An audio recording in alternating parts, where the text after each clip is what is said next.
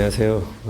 저는 18년째 마크로미 램브리라는 여론조사 회사에서 일하고 있고 여러 가지 일을 하다가 최근 한 9년 동안은 트렌드 책을 매년 발간하는데 그런 작업을 하는 윤덕환이라고 합니다.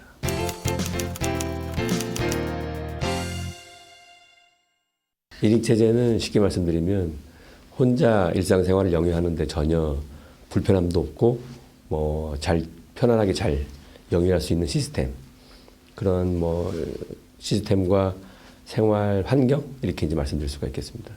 혼자 밥 먹고 술 먹고 영화 보고 놀고 하는 데 있어서도 불편함이나 불안감이라든지 이런 것들이 전혀 없는 상태라고 할 수 있겠죠.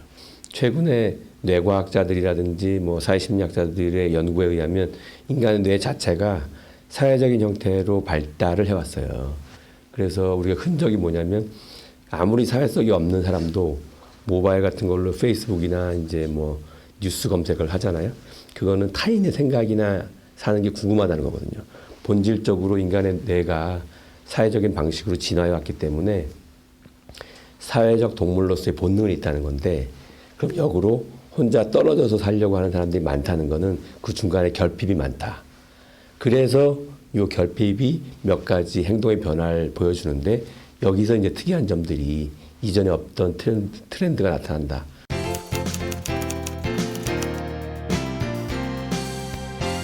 의식주와 관련돼서 여러 가지 변화가 있는데, 중요한 거는 사람들이 외모에 신경을 최근에 조금 덜 써요. 그래서 예를 들어서 회사에 이렇게 수염 기르고 출근한다거나 머리를 안 감고 출근하는 그런 분들도 가끔 있죠, 그죠? 그런 분들이 늘어나는 거는 이게 그 사람의 문제가 아니라 이게 트렌드구나, 이렇게 생각을 하셔야 되고요. 그리고 유행의 영향도 좀 덜 받고, 최근에는 특별한 그 브랜드도 있지만 브랜드 노출되지 않는 옷들이 굉장히 많습니다.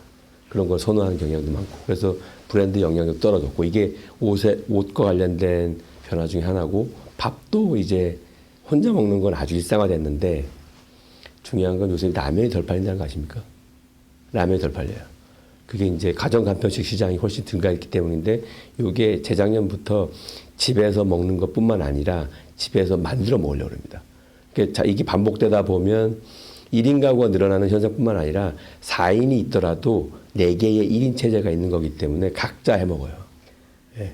이런 그 라이프스타일을 의미하는 거고, 주거와 관련돼서도 1인 체제가 영향을 많이 주는데, 그때 2001년도 저희들이 했던 라이프스타일 조사를 보면 큰 방을 원한다. 같은 평 쓰면 방이 큰 걸 원한다는 게 한 77%쯤 됐습니다. 15년 지난 후에 큰 방을 원한다는 비율이 41%훅 떨어졌어요. 큰 방을 원하는 사람들이 줄어들었구나. 이제 개인화된 공간을 원하는구나. 이렇게 알고 있었는데 올해 거의 50% 가까이 나는 큰 방을 원해라는 사람이 다시 증가한 거죠. 그 이유는 저희가 다른 측정을 해봤더니 집에서 머무는 시간이 늘어납니다. 그리고 외부 활동이나 이런 것들도 줄어들고 집에서 계속 놀려고 그래요. 집이라는 공간이 개인이 좀 더 통제할 수 있는 좋은 공간이기도 하고, 거기서 휴식과 일과 여러 가지를 영위할 수 있는 공간으로 다시 주목받고 있는 거죠. 1인 체제가 의식주 전체에 영향을 주는 하나의 결과라고 할 수 있겠습니다.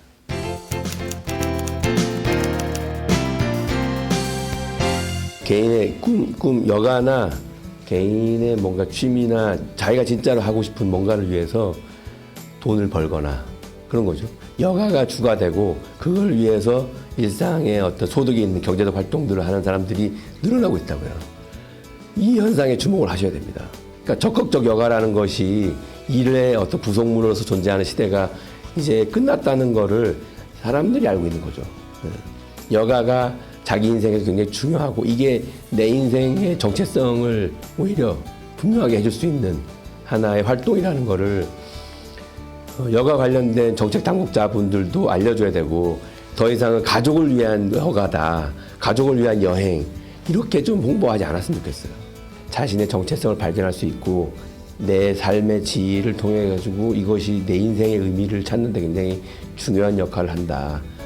그 다음에 이 여가 시간이라는 것만이 유일하게 하루 24시간 동안 내가 주도적으로 쓸 수 있는 시간이잖아요. 이 의미를 깊이 있게 고민을 해서 정책적 제안 같은 것들을 하는 게 굉장히 중요하다라는 거죠. 그 다음에 또 하나가 1인 체제는 특별한 것은 타인의 영향을 덜 받아요. 그러니까 남들이 어디 간다 뭐 이런 식의 홍보는 의미가 좀 없고 이 시간을 내가 가족을 위해 쓸 것인지 아니면 사회적 의미를 위해 쓸 것인지를 선택하게끔 하는 거. 이것이 저는 새로운 여가 정책의 하나의 뭐 인체제 하에서 중요한 메시지가 될 수 있을 거라고 생각을 합니다.